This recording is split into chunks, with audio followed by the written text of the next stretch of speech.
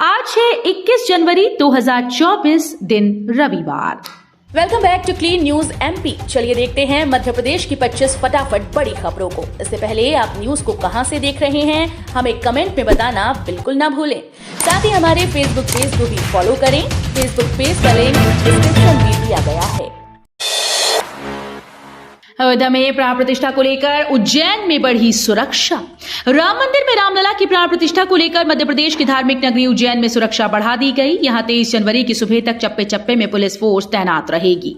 इस दौरान महाकाल लोक समेत आसपास के इलाकों और नाकों पर सघन चेकिंग अभियान चलाया जाएगा। इसके अलावा होटल्स, लॉज और धर्मशाला में भी चेकिंग की जाएगी। 22 जनवरी को मध्य प्रदेश में बंद रहेंगे सभी स्कूल, आदेश जारी। अयोध्या में 22 जनवरी को राम मंदिर में रामलला का प्राण प्रतिष्ठा समारोह आयोजित होने जा रहा है। ऐसे में मध्य प्रदेश में 22 जनवरी के दिन सभी स्कूल बंद रहेंगे। सोमवार को एमपी में राजकीय अवकाश की छुट्टी कर दी गई। छुट्टी को लेकर आदेश जारी कर दिया गया है। स्वच्छता का 7वां आसमान छूने के बाद अब सर्वश्रेष्ठ स्मार्ट सिटी बना इंदौर। इंदौर लगातार प्रगति की राह पर चल रहा है। इस बात से तो सभी वाकिफ हैं कि इंदौर ने शहर पिछले 7 सालों से स्वच्छता के मामले में नंबर 1 पर जगह बनाई है, जो मध्य प्रदेश और इंदौर वासियों के लिए बड़े गर्व की बात है। 7 बार स्वच्छता का परचम फहराने के बाद इंदौर को अब स्मार्ट सिटी बनाने के प्रयास लगातार हो रहे हैं, जो सफल होते दिखाई दे रहे हैं।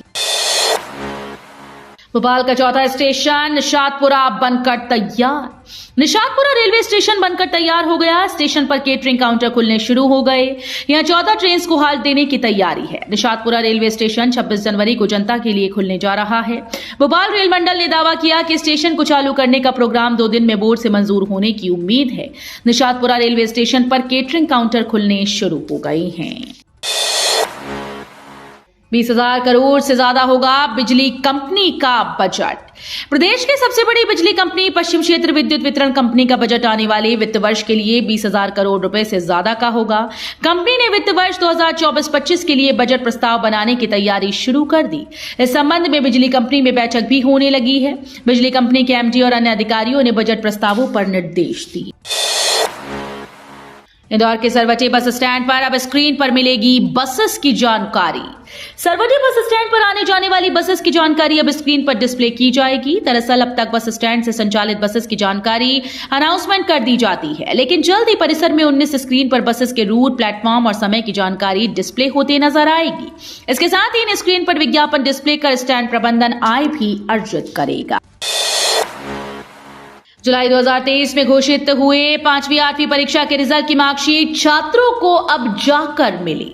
राज्य शिक्षा केंद्र ने गत वर्ष मार्च माह में ली गई 5वीं और 8वीं बोर्ड परीक्षाओं की अंकसूची अब जाकर जारी की। बीआरसी कार्यालय से अंकसूची प्रिंट कर स्कूल तक पहुंचाई जा रही है। सरकारी स्कूल में जहां अंकसूची निःशुल्क मिलेगी, वहीं निजी स्कूल को तय शुल्क जमा करने के बाद अंकसूची दी जाएगी। 10 दिन के अंदर इंदौर के सांसद, विधायक और पार्षद घर पर लगवाएंगे सोलर प्लांट।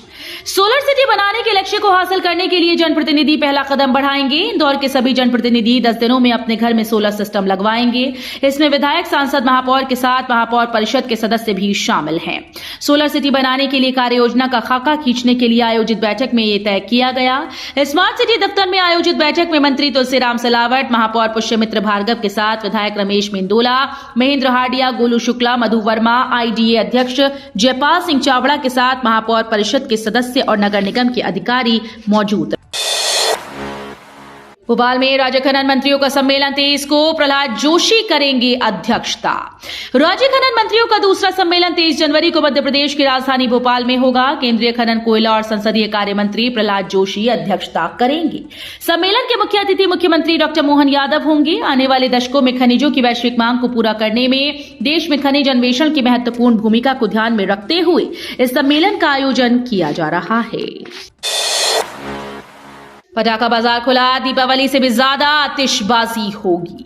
22 जनवरी को अयोध्या में भगवान राम की प्राण प्रतिष्ठा को देश भर में उत्सव की तरह मनाने की तैयारी है। शहर में भी इसे दिवाली की तरह उत्साह के साथ मनाया जा रहा है। बाजार से घर मंदिर सजाने के लिए रंग बिरंगी रोशनी, आतिशबाजी के लिए पटाखों की मांग बढ़ गई।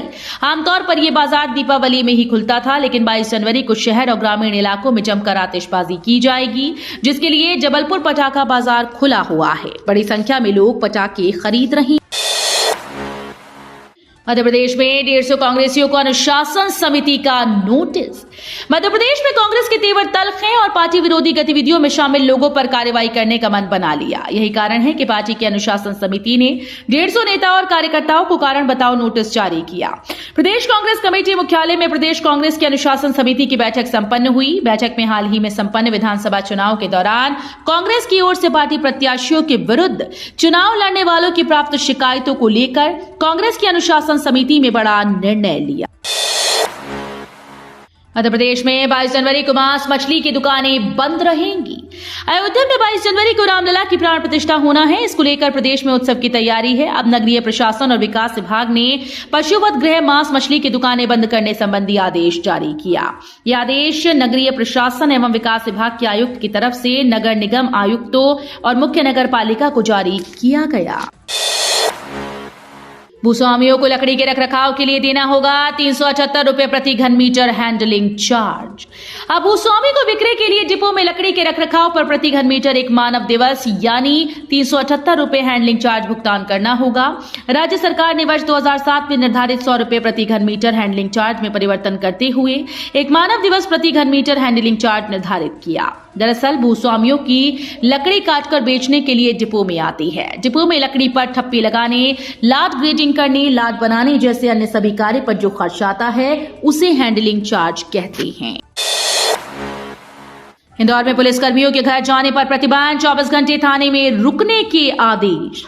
22 जनवरी को लेकर पुलिस अलर्ट पर है। संवेदनशील क्षेत्रों में इंटेलिजेंस और क्राइम ब्रांच को लगाया गया।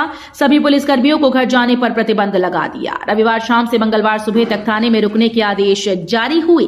पुलिस आयुक्त मकरंद देउस्कर के मुताबिक इंदौर के प्रत्येक क्षेत्रों में मंदिरों में आयोजन हो रहे हैं। थाना प्रभारियों की बैठक लेकर सुरक्षा व्यवस्था संभालने के बारे में समझाया गया। जल्द भुगतान के लिए आयकर ने नियम की मार, लोन लेकर वह सोना गिरवी रख चुका रहे छोटे मध्यम उद्योग।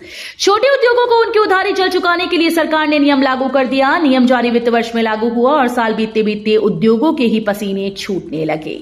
जिन छोटे उद्योगों को राहत दिलाने के नाम पर यह नियम लागू हुआ था उन्हीं पर नियम भारी पड़ रहा है। आयकर की मार से बचने के लिए जल्द भुगतान की गरज से उद्योगों को लोन लेने से लेकर सोना गिरवी रखने तक के कदम उठाने पड़ रहे हैं। एमपी चुनाव में हार के बाद कांग्रेस का बड़ा एक्शन, 150 नेताओं को भेजा नोटिस। मध्य प्रदेश कांग्रेस चुनाव में मिली हार के बाद एक्शन में नजर आ रही है। मध्य प्रदेश कांग्रेस की अनुशासन समिति ने बैठक की और नवंबर 2023 के राज्य विधानसभा चुनाव के दौरान कथित तौर पर पार्टी विरोधी गतिविधियों में शामिल लगभग 150 स्थानीय नेताओं को कारण बताओ नोटिस जारी किया।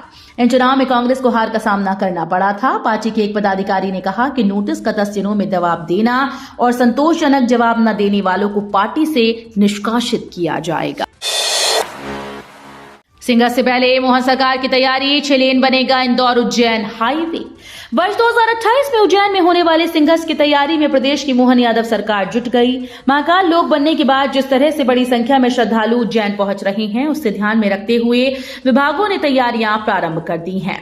इस कड़ी में लोक निर्माण विभाग इंदौर उज्जैन हाईवे को 6 लेन मार्ग बनाएगा। ये इंदौर के अरबिंदो मेडिकल कॉलेज गेट से उज्जैन के हरिफाटक चौराहे तक 45.47 किलोमीटर रहेगा।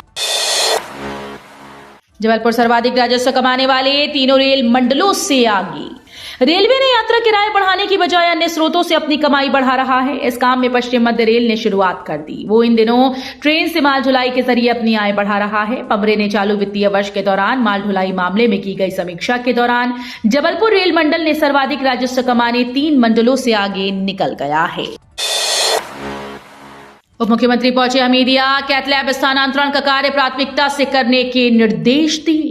हमीदिया चिकित्सालय का निरीक्षण करने के लिए शनिवार को उप मुख्यमंत्री राजेंद्र शुक्ल अचानक पहुंच गए। उन्होंने हमीदिया चिकित्सालय में चल रहे निर्माण और उन्नयन कार्यों की जानकारी ली। इसके साथ ही नवीन निर्माण कार्य सुनियोजित तरीके से करने के लिए कहा। मरीजों को निर्माण कार्य की वजह से असुविधा का सामना न करना पड़े।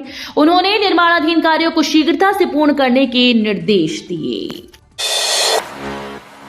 दुर्लभ जीव जंतुओं के प्रति जागरूकता बढ़ाने के लिए भोपाल में जुटे विशेषज्ञ। बाघ, तेंदुए, चीतल, मोर आदि के बारे में चर्चा होती रहती है, लेकिन वनों और जलीय क्षेत्रों में पाए जाने वाले कुछ जीव जंतु ऐसे भी हैं जो अत्यंत दुर्लभ हैं, लेकिन इन पर शोध कार्य बहुत ही कम हुए। ऐसी ही प्रजातियों पर चर्चा करने और जागरूकता बढ़ाने के उद्देश्य से भोपाल में शनिवार को lesson non species of Madhya Pradesh पर आधारित द्वितीय कार्यशाला का आयोजन किया गया। खरगोन जिले के सरकारी स्कूल में प्रेजेंट सर की जगह जय श्री राम बोल रहे बच्चे।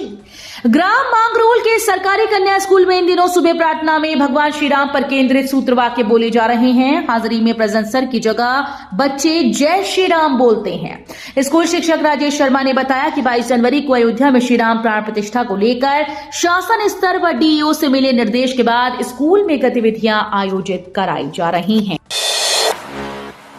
ग्वालियर में स्वाइन फ्लू से संक्रमित मरीज मिला, घर में किया आइसोलेट। ग्वालियर शहर में स्वाइन फ्लू से दस्तक दी है। तानसेन नगर निवासी 52 वर्षीय व्यक्ति को स्वाइन फ्लू से संक्रमित पाया गया। मुख्य चिकित्सा और स्वास्थ्य अधिकारी डॉक्टर आर.के. राजौरिया के अनुसार संक्रमित व्यक्ति को घर में आइसोलेट किया गया। गजरा राजा मेडिकल कॉलेज के माइक्रोबायोलॉजी लैब में सैंपल की जांच में स्वाइन फ्लू की पुष्टि की गई।